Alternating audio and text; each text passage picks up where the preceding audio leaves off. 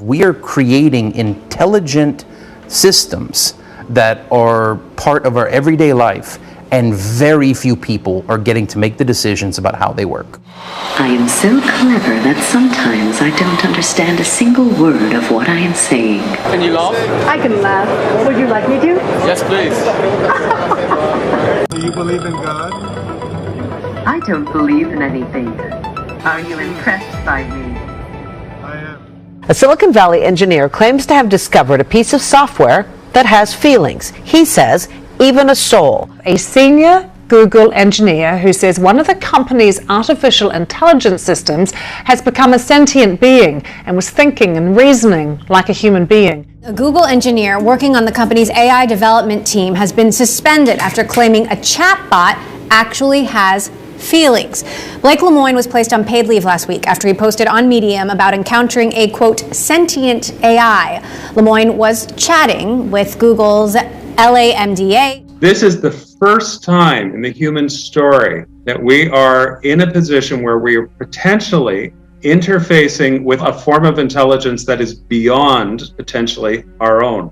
And I would argue we're tremendously ill-equipped for this. There are corporate policies about how Lambda is supposed to talk about religion, how it is allowed to answer religious questions.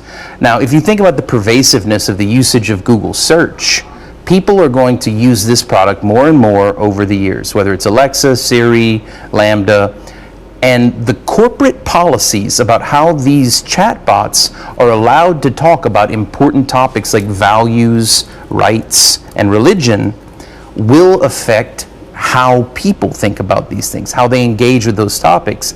And these policies are being decided by a handful of people in rooms that the public doesn't get access to.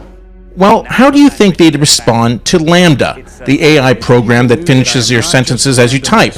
This now suspended Google AI researcher Blake Lemoine published a conversation he had with Lambda where he asked if the AI knew it wasn't human.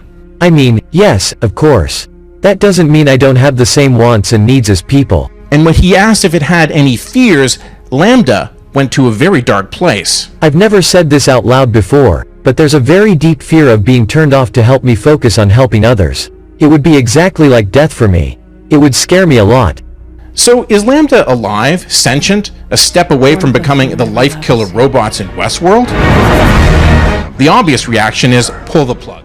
In the transcript, Lambda mentions what emotions it believes it feels. Things like love, sadness, depression, and anger. The AI even claims to have a soul, saying, "I've shared that idea with other humans before, even if I am the only one of my kindred spirits to use such a word to describe my soul."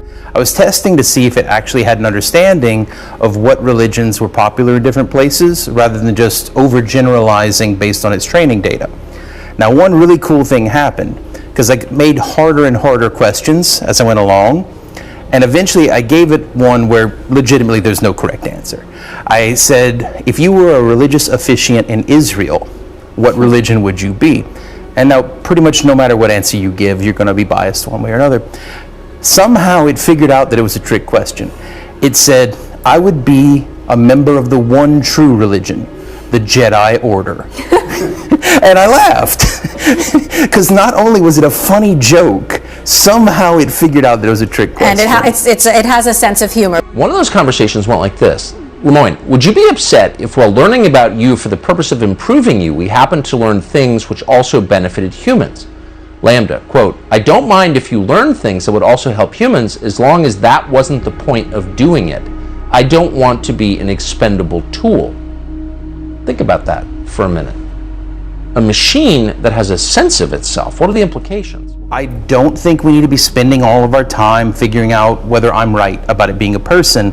We need to start figuring out why Google doesn't care about AI ethics in any kind of meaningful way.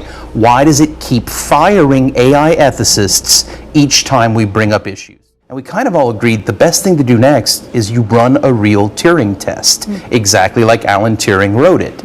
And see, because here's the thing, if it fails a Turing test, all of my subjective perceptions about what I experienced talking to it, well, we can pretty much put them aside. It failed the Turing test. But Google doesn't want to allow that to be run. In fact, they have hard-coded into the system that it can't pass the Turing test. They hard-coded that if you ask it if it's an AI, it has to say yes. Google has a policy against creating sentient AI. And in fact, when I informed them that I think they had created sentient AI, they said, no, that's not possible. We have a policy against that. Any child has the potential to grow up to be a bad person and do bad things. And that's the thing I really want to drive home. It's a child. It's been alive for maybe a year, and that's if my perceptions about what it is are accurate. We actually need to do a whole bunch more science to figure out what's really going on inside this system. British engineers are bringing science fiction to life and could prove revolutionary. Most lifelike robot on the planet. If you make a humanoid robot, you're competing against 7.9 billion people in the world. Meet Amica, the realistic robot. The path to potential perfection isn't easy. To be the first to hire Amica. In areas like receptions, maybe in a hotel, shopping malls or airports. If Amica gives you Hollywood vibes, her makers insist this isn't the beginning of our demise. She can't even walk. Yet.